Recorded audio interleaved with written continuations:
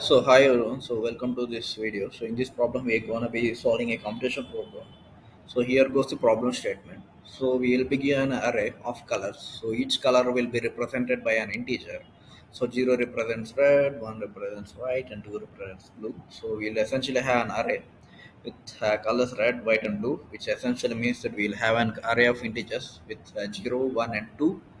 So these 0, 1 and 2 integers will be placed randomly in the array where we'll have duplicates of 0 as well. We'll have multiple reds, multiple whites and multiple blues placed randomly in the given array. So the problem, we have to sort this array such that all the elements of same color will be adjacent. So, and the order should be like first we should have a red, and we should have white, and we should have blues. It means a red means zero, right? First we should have zeros, next we should have ones, and we should have twos. So, for example, if we take this array as an example, so we'll have an array with 1, 0, 2, 1, 2, and 2, right? So the output of our algorithm should have reds first. Red means zeros first. Then we should have a group of ones first. Ones means whites. And next we should have a group of twos. Twos means blues. So this is how our output of the algorithm should look like. So essentially, we'll see three approaches to solve this problem. So the first approach is simple, which is to use a standard sorting algorithm such as insertion sort or a merge sort or some other kind of sorting algorithm. Or else we can use any standard sort library function of the array or a list. So basically, this approach can at most offer a time complexity of big of n log n, because even the most efficient algorithm will have an time complexity of big of n log n. Yeah, so this is what the first approach is, but this approach is not recommended for this problem statement, because since here it has been said that the order should be like red, white, and blue. It's like one, zero, ones, and twos, right? This approach will work fine. If they have said we should have whites first, then reds, it means that we should have ones first, then followed by zeros. This approach will essentially fail. So the problem statement is whatever may be the priority they give, we have to sort the array as per the priority. So when the priority changes, whatever may the priority value, we should sort it. But when priority changes, this approach will fail. So this is not a recommended approach. So now we shall see the second approach. So the second approach is all about counting the number of zeros, ones, and twos. So first we will be traversing the array all the way from first element to last element, and we'll be keeping a count of zeros, ones, and twos. We'll store it in a map, or we'll store it in a variables. Let us say C0 to represent count of zeros, C1 to represent count of ones, or so on for C2 as well. So once we have noted down the count of zeros, ones, and twos, we'll be again traversing the array, and we'll put C0 number of zeros at first, and we'll put C1 ones next, and we'll put C2 number of twos. So this is what the second approach is all about. So this is the computer program for this approach, which is written in Java program language. So here the main method is sort colors, which will essentially take an array of integers. So in this method, we have initializing the three variables: C0 to represent count of zero, C1 ones, and C2 twos. So we are initializing these variables as zero, and then we are looping all the way from first element to the last element. N is represents the size of this array, and when it finds zero, we'll increment zero. When it finds one, we increment C1, and C2 when it finds two. So after we have the count of zeros, ones, and twos, we'll again loop from first element to last element of the array. So here the priority is like we should have zeros first, ones next, and twos last, right? So until our count of zeros is equals to zero, we'll be placing zeros first, and then we'll be decrementing zero. So once we have placed all our zeros, then we'll be placing ones, and then all when we place all our ones, then we'll be placing all our twos. So this is the computer program for this second approach is about. So we'll be essentially keeping a note of zeros, ones, and twos, and we'll be keeping using the using these variables which stores the number of zeros, ones, and twos. we'll be placing them in the array as per the priority given. So this is what the second approach is about. But this approach is actually is not recommended, even though the time complexity essentially is like big of n, because we are only looping through this array 2n times. Yeah, so the time complex will be like big, essentially big of n. Even then, this approach is not a recommended approach because the solution which I have discussed here is an unstable sorting algorithm. So, what is stable sorting algorithm or unstable sorting algorithm? So, I won't go into detail, but I'll just give a high level overview of what is unstable and sorting stable sorting algorithm. So, consider an example where people are standing in a queue to a concert or something else. So, and people are holding tickets. So, and each ticket has something called a priority number. So, the ticket with priority 0 will enter the concert first, then followed by tickets with priority 1. And at the end, the tickets with the priority 2 will enter the last. Yeah, so now we have the security has observed that the people are standing in a queue with randomly, not according to their priority. Now we have to make sure that people are standing in a priority, which is that zeros, tickets with zeros should be first, and tickets with zeros ones will be next, and tickets with priority twos will be last. So now if we essentially use this algorithm, which is an unstable algorithm, so the result will look like this. So the result will lose the relative order in a group, which means that the result will be same. The sorting after the sorting the algorithm, the result will have essentially have zero first, ones next, and twos at the last. But if we check the group of ones, so here we have the person with name higher first and the person with name Kiran first. This is the result after the sorting algorithm. If we check before the sorting algorithm, we have Kiran first. If we check the group of ones, we have Kiran first and the person with name higher next. So after this sorting algorithm, we have lost the relative order between them. We have higher first and we have Kiran next, which is different when we compare it with the relative order before the sorting algorithm. So we have lost the relative order. So the result should not will look like this when we use a sorting algorithm. So in the other hand, if we use a stable sorting algorithm, we won't lose the relative order. So here, if you see the group of ones, so we have the person with Kiran, name Kiran first, and the person with name higher next. This is the same even before sorting algorithm. Before the sorting algorithm is created, we have a person with name Kiran first and the person with name higher next. So this is what the result from a stable algorithm will look like. You don't lose the relative order in a group. So since this is an unstable algorithm, this solution is also not a recommended approach. So now we'll go through the last approach, which is a stable sorting algorithm. So in this approach, which is using pointers, we'll be using three pointers essentially to solve this problem. So one is let us say is m, which will start from first element of the array. So in m, which also is another pointer, which also starts from first element of the array, and h, this starts from the last element of the array. So these are the three pointers which we gonna use, and these are the positions at which these pointers will start. And how will these pointers move? So basically, we will increment this h. So we'll do it only when L is pointing to 0, and in case of h, we'll decrement h.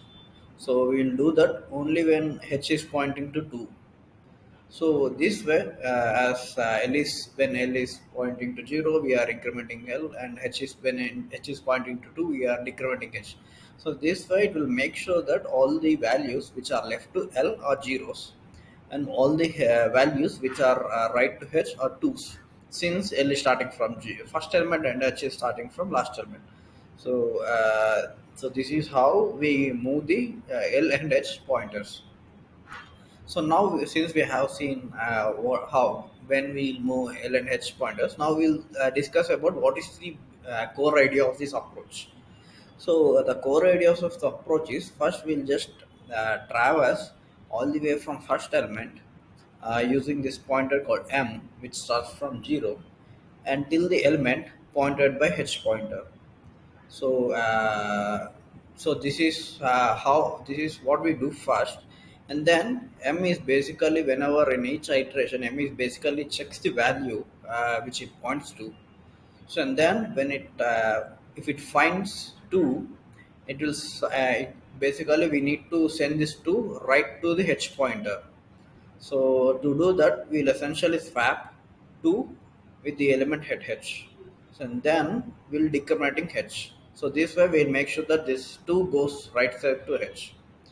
So and then if it finds 2, if when m is iterating, if it finds 2, it does nothing, but it just checks the next element. We'll get a better understanding at the end of this discussion why we are doing this second step, why we are just checking out the next element. So in the last case, if it finds 0, we have to send this 0 to left of L. So to do that, we will swap the element at M, which is 0, with the element at L. So then we'll incrementing L. So this way we can make sure that 0 goes left to L. So after that, we'll increment L, and also we'll increment M as well. So the idea of incrementing L is this, because since we have seen that M and L are starting from same point, right? So first when we start processing the algorithm, we have to increment L and M such that both we pass all the zeros from the starting point of the array. So till we pass all the zeros, we'll increment L and M. So basically, we have seen that the role of M is to send 0 left to L. So if we don't increment M when M finds 0, so essentially M will be left to L. So it is that when we start iterating M again, it will go to the same element, and same element which are left to L, and it will be doing the swapping. That's what we don't need. So always we need the position of M should be greater than equals to position of L. So that's why we'll increment L and M. So this might give rise to one of the question. Suppose the position of M is greater than L. Okay. So and then M finds 0 in at one of the position, and when we are swapping it, when we swap the 0 with the element at L, we are incrementing L and M. So we are incrementing L without checking the element which we have swapped with. So we are not checking what the element which L was previously pointing to. Element can be which can be 0 or 2, right? If it is 0 or 2, if we just increment M, then it will create an issue, right? So answer is, so when we start processing the algorithm, so as we have discussed, we'll increment L and M whenever it finds 0. So due to this, until we pass all the zeros, L and M gets incremented. So L will stop only when M finds either 1 or 2. So essentially L will stop when L is pointing to either 1 or 2. So when L is pointing to 1, we have discussed that we won't do anything, but it will just go to the next element. When M finds 2, we'll move it to right side of H. So it means that all the values between L and M will not, we can't be either 0 or can't be neither 0 or 2, because when it finds 0, it would have already been left to L. If it finds H, it would have already been right to H. So essentially the value between L and M can be only 1. So L can only essentially point to 1. So this means that even we don't need to check with which element we have swapped with. So that's why when we find 0, when M finds 0, it will just swap with L and increment L and M without checking what with each element we have swapped with. Yeah, so this is the idea of the algorithm. So this way, M is basically traversing all the way from first element till the H, and sending all zeros to left to L and all twos to right to H. This will make sure that essentially make sure that one will stay in the center. So this way we do the sorting. So since we have discussed the algorithm, now we'll see the computer program. So this computer program is written in Java programming language. So over here, this is the main method which is going to solve our problem. So the method is this sort colors problem. This gonna take an array of integers. Now, inside it, we are initializing three pointers L and M, which you want to start from first element, and H start from the last index of the array. Last index is length array length minus one, and we'll start iterating M. So till M start from zero and all the way go to H. So when it finds zero, we have discussed, we'll swap this zero with the element at L. So that's what we are doing over here. And after that, we'll increment L and also we'll increment M. So this way we can make sure that zero goes left to L. Next, when it finds one, we M just gonna be incremented. We don't do nothing, anything else. When M finds two, we'll swap with two. We swap this two with element at H, and after that we'll just decrement H. So this way we can make sure that two goes right to H. So this is the computer program for our algorithm looks like. So over here we are basically traversing all the we are basically traversing the array only one time. So basically the time complexity will be of big of n. So this way we have our time complexity is same when we compare the approach 3 with time complexity of approach 2. But this is a stable algorithm. We are not we won't lose any relative order in a group. So so this approach is a recommended approach in order to solve this problem. So essentially, we have used three pointers. So L and H are essentially to acts as a barrier to know till which the pointers have been marked as. Not barriers. L and H are acts as markers. So L acts as a marker for zeros, and acts as a marker for twos. So all the values left to L are zeros, and all the values right to H are twos. So and we are using M to send all the zeros to left to L, and all send all the twos to right of H. So these are the roles of all these three variables. Yeah, so we have seen essentially these three approaches to solve this sorting an array of zeros, ones, and twos problem. Yeah, so I'll also attach this sheet which I have been displaying here in the description so that you can just go through this. This sheet also contains many other problems which can be essentially solved using this pointers algorithm. Yeah, so that's it for this video. See you in the next.